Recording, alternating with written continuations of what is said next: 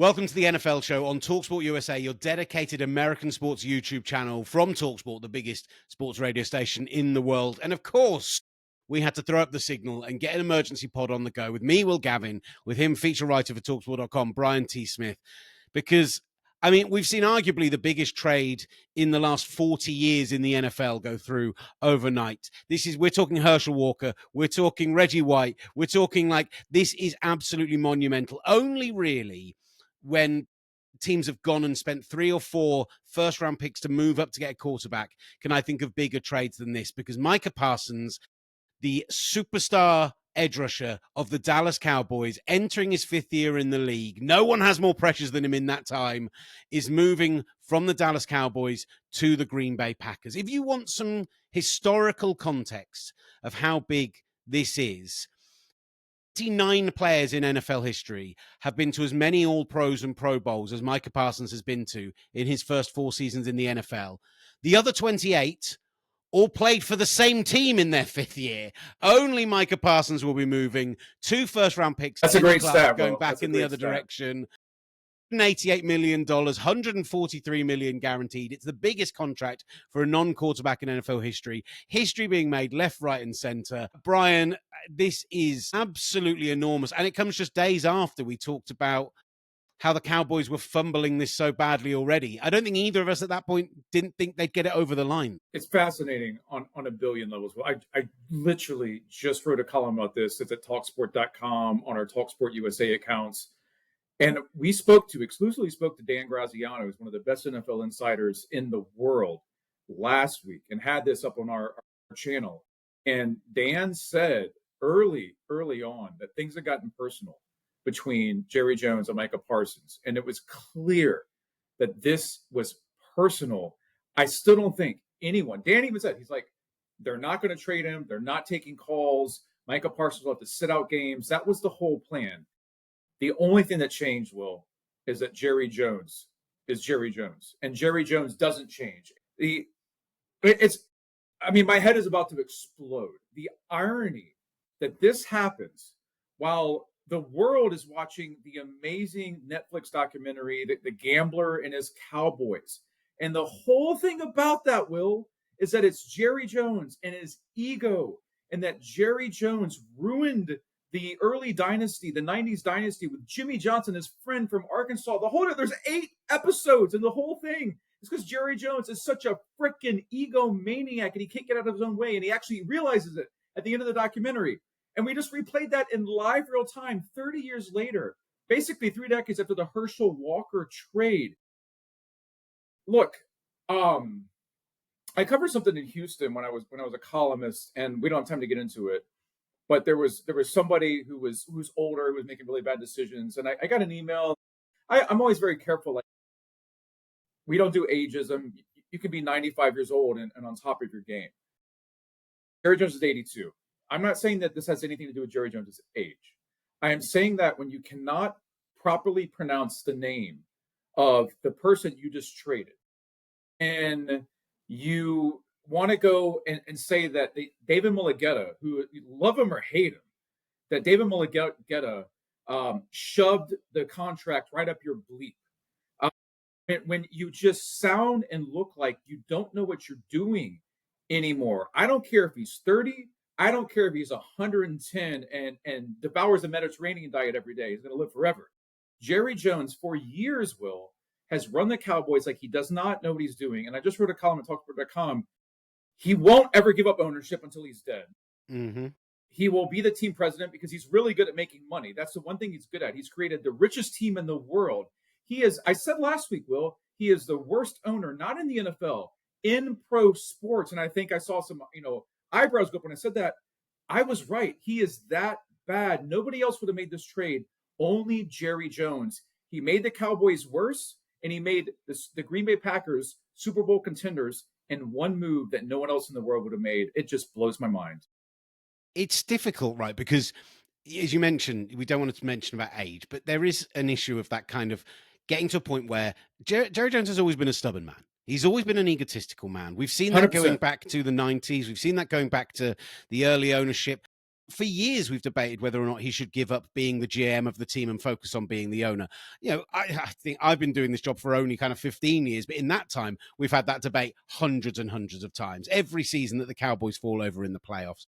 But from my perspective, watching him in that press conference, call Micah Michael many, many times over, he was blowing up Kenny Clark, who's come across in the trade, and we'll talk about the terms, but we're talking about him as an all-pro level run defender, which A, he's not all-pro, B, he is not a run defender, he's a situational pass rusher, and a declining How player. many people actually know Kenny Clark? Like, how many people who aren't total NFL roster fantasy nerds actually knew who Kenny Clark was? For Jerry Jones to say, we got better, like, not to say, hey, Micah Parsons isn't going to play for us, we had to make a hard business decision, we got 2 future first-round picks, never mind that they're going to be late first-round picks. But to say that we got better and to talk up Kenny Clark like he is Micah Parsons is absolutely delusional. If I was a Cowboys fan, I would be burning every jersey because you're never going to win another Super Bowl if Jerry Jones is your owner. We are at a point where we've become very accustomed over the last 5 years to, particularly with our friends in America, watching men stand at a podium and lose their cognitive function, whether it was, Joe Biden mispronouncing names or Donald Trump claiming things that just are completely untrue. And Jerry Jones felt like a combination of the two last night. It was very, very difficult to watch. And from the Cowboys' perspective, they are significantly weaker.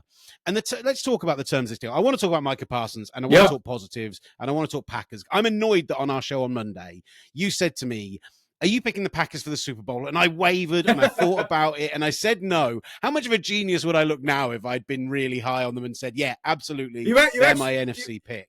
You would look like presidential material, Will. You would look like you'd be running for U.S. president in 2028. Man, is it that long until the next U.S. election? Yeah, oh God. But from the Cowboys' perspective, they get significantly weaker in the immediate term. Bill Barnwell, they had one of the worst defenses in the NFL last year. They were one of the worst defenses in the NFL. The defense held them back, and now, Will, they lost the best. He is the favorite to win Defensive Player of the Year. So that's what blows my mind. Dak Prescott, 32, coming up a major injury. Dak Prescott got worse. Jordan Love became better, and you were right, Will. The Packers are. The Packers are Super Bowl favorites right now in the NFC. Can I give you thought that stat earlier was a good one. Let me just give you one more. My last nerdy bit before we get into the terms of the trade, right? EPA, expected points per play, is one of those statistics that the nerds love, right? It's an advanced statistic which says, like, what is the impact on the overall potential of scoring from each play, right? But it is a good indicator. In the 4 years since Micah Parsons has been in the NFL, when he's on the field, the Cowboys defense ranks number 1 in EPA per play in defense. They're the best defense in the NFL over the past 4 years. When he is not on the field, the 1,000 odds snaps that he wasn't on the field in that 4 years, they are the second worst defense in the NFL. They drop 30 spots on that list. That is what the significance of this one man and this one player. And you have made your team that much worse overnight. You've got yourself 2 first-round picks, which, because of what this does for the Packers, barring a Jordan Love injury, those picks are going to be 29, 30, 31, maybe even 32 over the next 2 seasons. And you've got back Kenny Clark, who, as we've just said, isn't an all-pro level player. The terms of this deal should have been at least 3 first-rounders, if not 3 first-rounders and an all-pro level player on top of that. And a serious NFL starter who can come in and change, keep your defense going. That's what I can't understand. And that's where I struggle. Okay. Like, I genuinely mean this. If you did this deal with San Francisco or Cleveland or the Pittsburgh Steelers, I think you want to be getting back Nick Bosa. I think you want to be getting back, I was going to say Alex Highsmith, probably TJ Watt, although because of his age. Like, you want to be getting back Myles Garrett and a first rounder, if not 2. He is that level of player. They have seriously undersold it. So I'm having a hard time sitting in this chair and staying calm, because it's just, I've been dealing with Jerry, within Texas, covering the Houston Texans for a decade plus. So I've watched this continue to happen. I can't imagine being a Cowboys fan from like the 1970s or 80s or 90s. Like I literally would have had to leave the country by now and just follow Ruben Amorim with Manchester United, because at least he can play with magnets on the sideline, and he hides and he's like, we don't know what we're doing, and I'm so embarrassed and I should fire myself. You said this earlier. It's Jerry's ego. It's Jerry's inability to get out as a win. Jimmy Johnson in the Netflix documentary is asked live. They're replaying it. Is asked live during the Super Bowl when they're about to go back to back. Like, do you respect Jerry's football knowledge? And he's on camera sitting with Jerry Jones, and he says, "No, I don't. Like, I respect him as an owner. I respect him as somebody who can run a team and make money. But no, I don't respect him." Jerry Jones hasn't gotten any smarter. Jerry Jones isn't cutting edge. Jerry Jones likes to do backroom deals. That's where all this came from, that you're going up against. Micah Parsons called their bluff. David Mulligetta won this. David Mulligetta, who I am at times not the biggest fan of and had to deal with all the Deshaun Watson stuff. David Mulligetta deserves an A+++ because he was athletes first, and he got his guy paid, Will, and he got into a better team with a better fan base, with more long-term viability. The Dallas Cowboys, they are going down. The Packers will be a contender for the next 3 to 4 years. This all comes down to Jerry. My last 2 points on the deal, and then we will move to Micah and the Packers itself. The first thing is just finally on Kenny Clark. Not only is he not an All-Pro, because of the structuring of his deal, he's on the books for $32 million next year. I'm not going to be surprised. They're either going to have to do a new long-term deal with him, or he's not going to be a Cowboy in 2026. And he was one of the key parts of the trade that got Micah Parsons off your team.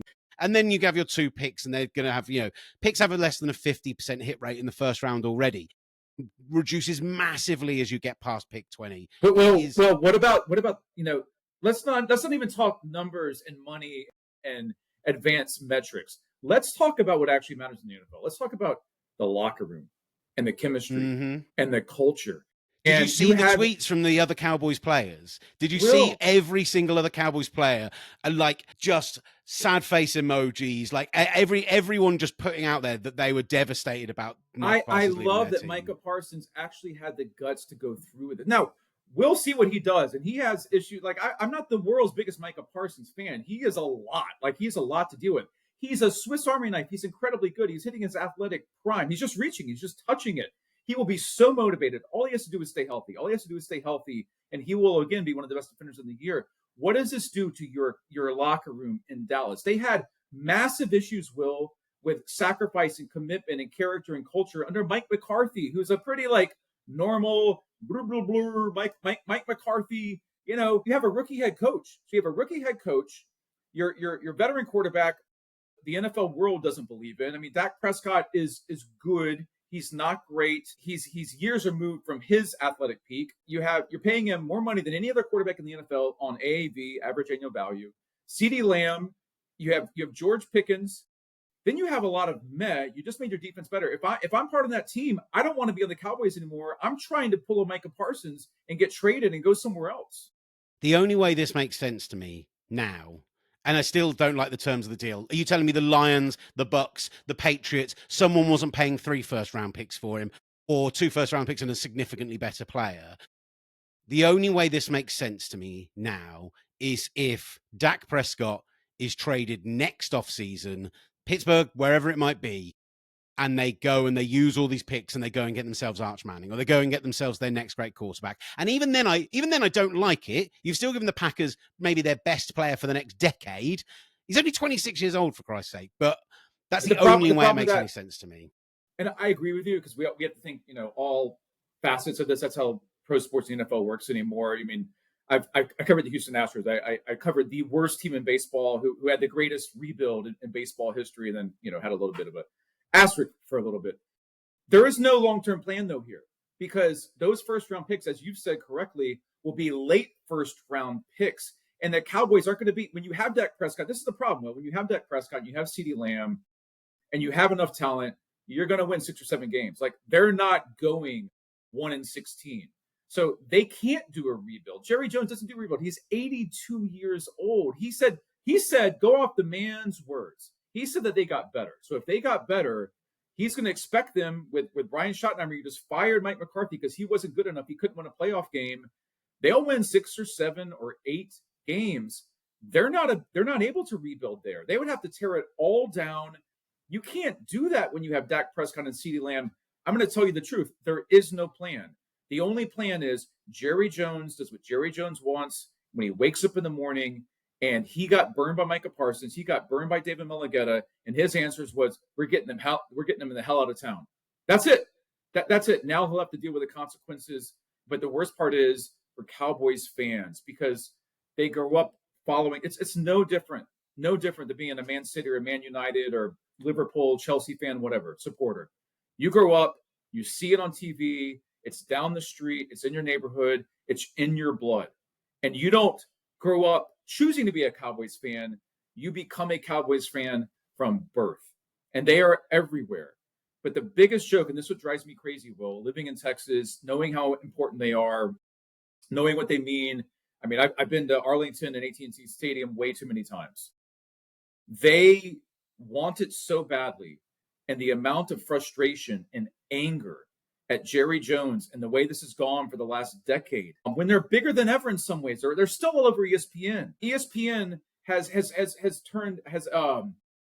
created a factory of just making fun of the Cowboys, right? I'm not going to mention the person, but there's a guy who, has a big shtick and wears, This is what they do. And Jerry Jones is honest. He says, yeah, we're more of a show. We're more of a circus, because we make money.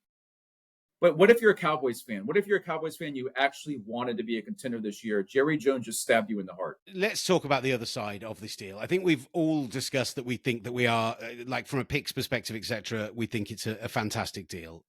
From a Green Bay Packers perspective, they've gone and got themselves, for my money, the best pass rusher in the NFL. Now, you could argue that on a down-to-down basis that Myles Garrett might be more powerful. If you line them both up in the same alignment, he can maybe do more. But as we said, Micah Parsons, most pressure since entering the league. He can play from any alignment. He's a brilliant run defender. It's his versatility. It's his versatility that makes him so special, because you add him to your defense, and it's all about multiples now in your different sets. And you know this. You love to get into the X's within the X's and O's. You can do anything on Micah Parsons, Will.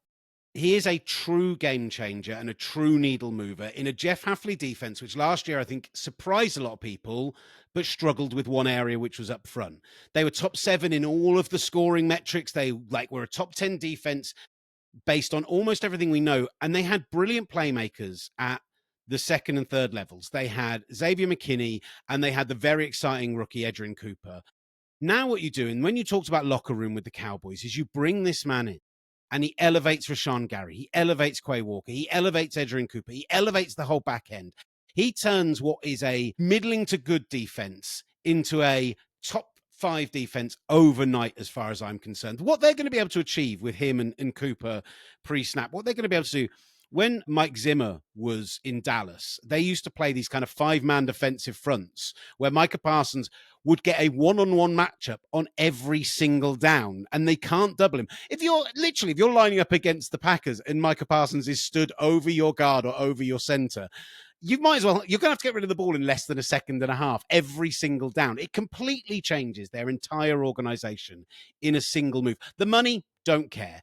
The way that the salary cap goes up year on year, the way that you can manipulate it, he deserves that sort of money, and I don't think it's going to impact what their team can do long term. We have this at talkSPORT.com. We have a list ranking the top paid, highest paid players that are non-quarterback, because obviously the highest paid players in the NFL are quarterbacks.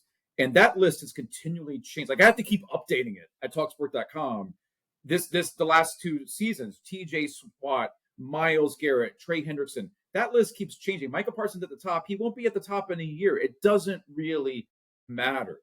He is going into this season. Nick Bosa was the highest paid pass rusher on an average annual value.